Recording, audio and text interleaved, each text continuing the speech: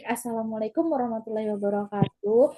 Perkenalkan, kami dari kelompok 3, manajemen pemasaran, terdiri dari saya sendiri, Siti Musahila Alfitara, ada Melina Rawanti, dan ada Reski Wahyudi. Di sini video yang akan kami bahas yaitu tentang pemasaran pada abad ke-21. Pemasaran atau marketing di sini perusahaan membutuhkan strategi untuk menyampaikan maksudnya kepada konsumen.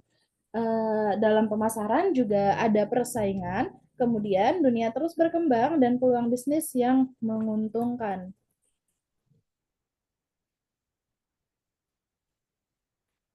Pemasaran merupakan suatu proses sosial yang di dalamnya individu dan kelompok mendapatkan apa yang mereka butuhkan dan inginkan dengan menciptakan, menawarkan, dan secara bebas mempertukarkan produk yang bernilai dengan pihak lain.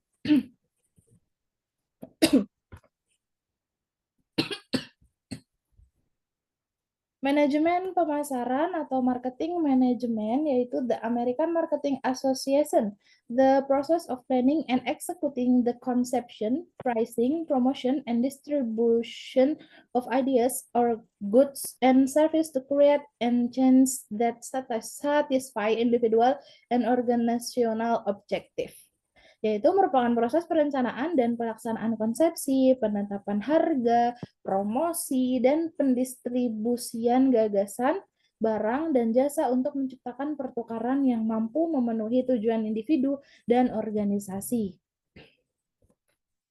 Di slide selanjutnya, ini ada manajemen pemasaran menurut Philip Kotler. Manajemen pemasaran merupakan seni dan ilmu di dalam memilih target pasar dan mendapatkan, memelihara, dan mengembangkan para pelanggan melalui proses penciptaan, penyampaian, dan berpengomunikasian nilai pelanggan yang lebih baik. Nah, lingkup pemasaran ada apa saja? Ada barang, ada jasa, ada pengayaan pengalaman, ada peristiwa, ada orang, ada tempat, ada kepemilikan atau properti, ada organisasi, ada informasi, dan ada gagasan. Konsep inti pemasaran itu ada apa aja? Yang pertama ada produk, kemudian lari ke kepuasan nilai, kemudian kita ke pertukaran atau transaksi yang kemudian ada di pasar, dan terakhir kebutuhan dan keinginan, kembali lagi ke awal. Baik, penjelasan tentang konsep inti pemasaran selanjutnya akan dilanjutkan oleh Reski Wahyudi. Dipersilakan.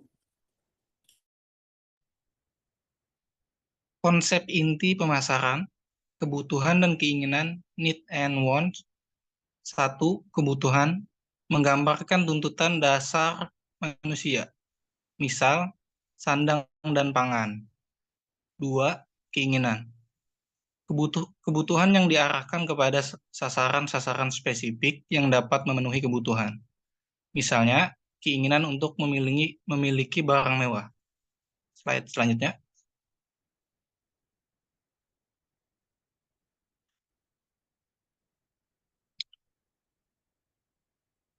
Konsep inti pemasaran. 2. Produk, setiap tawaran yang dapat memuaskan kebutuhan dan keinginan. Barang, jasa, pengalaman, peristiwa, orang, tempat, properti, organisasi, informasi, gagasan. 3. Keputusan nilai, value satisfaction. 1. Nilai, rasio antara manfaat dan biaya. 2. Kebutuhan, abstrak. Lanjut ke slide selanjutnya. 4. Pertukaran atau exchange. Cara untuk mendapatkan produk dengan menawarkan sesuatu sebagai gantinya. 5. Syarat pertukaran. A. Paling tidak ada dua pihak. B. Masing-masing memiliki sesuatu yang bernilai. C. Mampu berkomunikasi dan menyerahkan sesuatu. D. Bebas untuk menerima atau menolak tawaran. E. Yakin bahwa bertransaksi merupakan hal yang tepat dan diinginkan. Slide selanjutnya. 5. Pasar. A. Tempat fisik dan ruang digital. Tempat pasar, fisik, dan ruang pasar atau digital. B. Pemasar atau marketer. C. Prospek. Lanjut ke slide selanjutnya. Realitas pemasaran baru. Kekuatan masyarakat utama. B. Teknologi informasi jaringan. C. Globalisasi. E. Privatisasi. F. Persaingan yang meningkat. G. Konvergensi industri. H. Resistensi konsumen. I. Transformasi eceran. Lanjut ke slide selanjutnya. Realitas pemasaran baru. Kemampuan baru konsumen. A. Peningkatan yang berarti dalam hal daya beli. B. Ragam barang dan jasa yang lebih banyak. C. Jumlah besar informasi hampir tentang apa saja. D. Kemudahan yang lebih besar dalam memesan dan menerima pesanan. E. Kemampuan untuk membandingkan catatan tentang produk dan jasa. F. Suara lebih kuat untuk mempengaruhi teman, sepergaulan, dan pendapat umum. Selanjutnya dilanjutkan oleh Melina.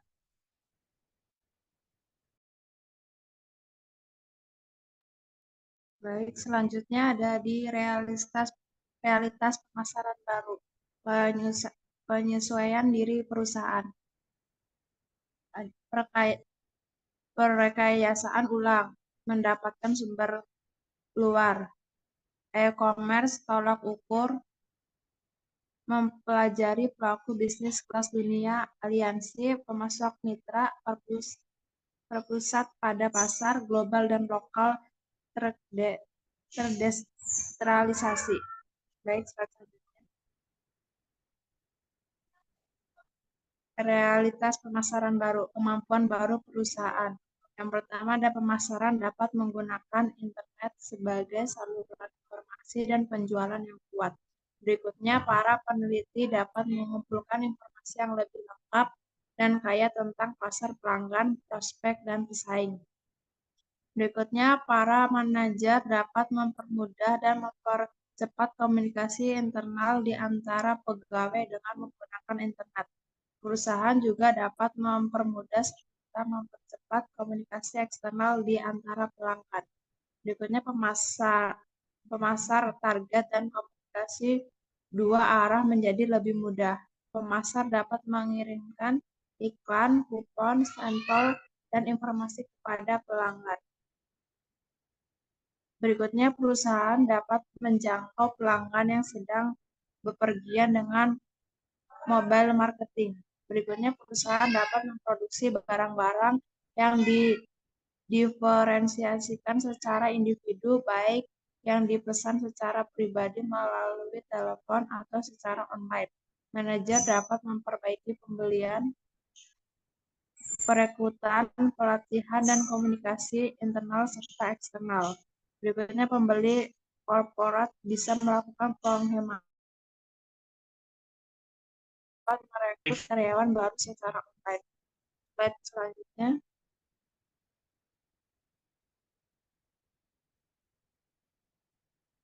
Orientasi perusahaan ke arah pasar. Ada 5 konsep pemasaran yang dilakukan organisasi dalam menjalankan pemasaran mereka.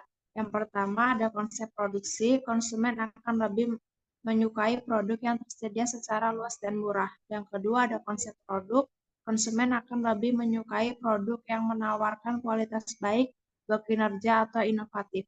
Yang ketiga ada konsep penjualan, konsep dan pelaku bisnis. Jika dibiarkan, mereka tidak akan membeli dalam jumlah yang memadai. Oleh sebab itu, perusahaan haruslah melakukan usaha penjualan dan promosi yang agresif.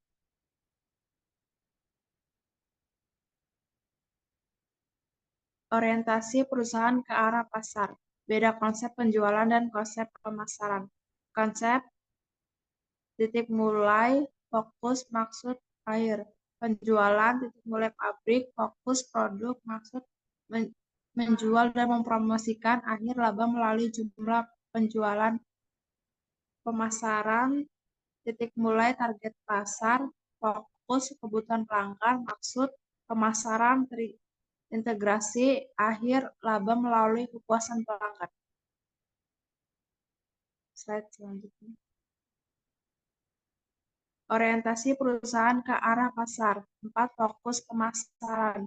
Kunci untuk mencapai tujuan perusahaan, mencakup perusahaan untuk menjadi lebih efektif daripada para pesaing dalam hal menciptakan, menyampaikan, dan mengkomunikasikan nilai manfaat bagi konsumen kepada pasar sasaran yang ditetapkan. Slide selanjutnya.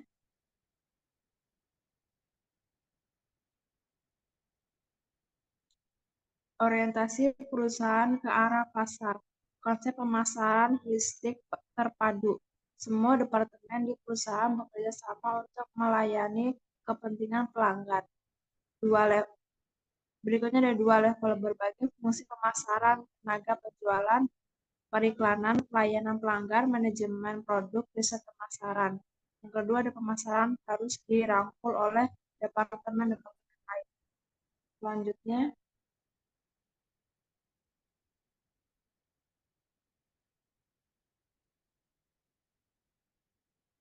orientasi perusahaan ke arah pasar.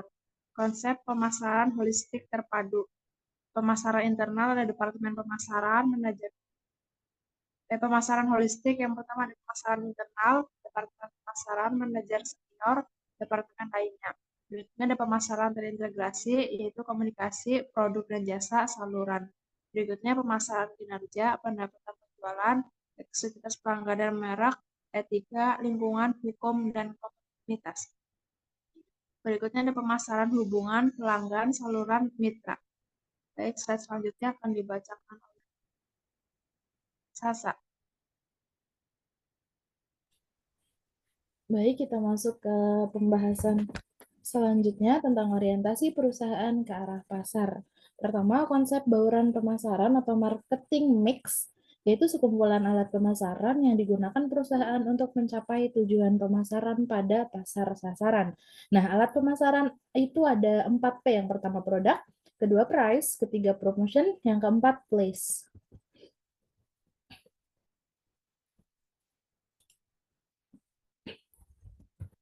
Kemudian ini di slide selanjutnya ada orientasi perusahaan ke arah pasar. Bauran pemasaran itu ada produk, apa itu produk? Yaitu ragam produk, kualitas desain, fitur, nama merek kemasan, ukuran, layanan, jaminan, dan pengembalian. Kemudian ada harga, harga terdaftar diskon, potongan harga, periode pembayaran, syarat, dan kredit. Kemudian ada promosi, promosi penjualan, periklanan, tenaga penjualan, hubungan masyarakat, pemasaran langsung. Yang terakhir itu place atau tempat, yaitu saluran cakupan, pilihan, lokasi, persediaan, dan transportasi. Baik, di slide selanjutnya ada orientasi perusahaan ke arah pasar. Konsep pemasaran sosial atau masyarakat yaitu meyakini bahwa tugas perusahaan adalah menetapkan kebutuhan, keinginan, dan minat dari pasar sasaran dan memberikan kepuasan yang diinginkan secara lebih efektif dan efisien dibandingkan pesaing dengan tetap memelihara atau meningkatkan kesejahteraan konsumen dan masyarakat. Hal-hal yang perlu diperhatikan yaitu pertimbangan sosial dan etis ke dalam pemasaran. Nah, tugas manajemen pemasaran itu ada apa aja sih? Satu, mengembangkan strategi dan rencana pemasaran. Kedua, menangkap pemahaman atau gagasan pemasaran. Ketiga, berhubungan dengan pelanggan. Yang keempat, membangun merek yang kuat. Kelima, membentuk penawaran pasar. Keenam, menghantarkan nilai. Ketujuh, mengkomunikasikan nilai. Dan yang kedelapan, ada menciptakan pertumbuhan jangka panjang.